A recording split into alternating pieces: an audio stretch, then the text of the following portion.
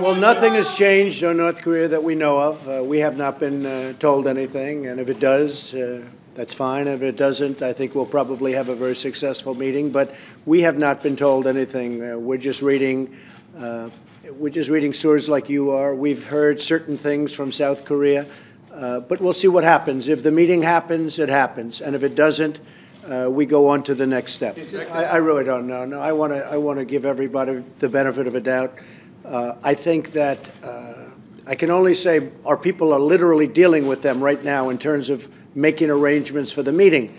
So that's a lot different than what you read, but oftentimes what you read, if it's not fake news, is true. I think things changed a little bit when they met with China. They met a second time. As you know, Kim Jong Un had a second meeting with China, which was a little bit of a surprise meeting.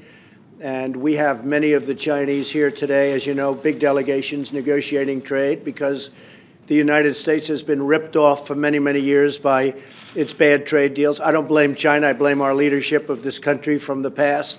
We have been ripped off by China. Well, the Libyan model isn't a model that we have at all when we're thinking of North Korea. In Libya, we decimated that country. That country was decimated. There was no deal to keep Gaddafi. The Libyan model that was mentioned was a much different deal. This would be with Kim Jong Un, something where he'd be there, he'd be in his country, he'd be running his country. That model would take place if we don't make a deal, most likely. But if we make a deal, I think Kim Jong Un is going to be very, very happy. I really believe he's going to be very happy. But this is just the opposite. And I think when John Bolton made that statement, he was talking about if we're going to be having a problem, because we cannot let that country have nukes. We just can't do it. And I think we'll actually have a good relationship, assuming we have the meeting and assuming something comes of it. And he'll get protections that will be very strong. Syria never had protections.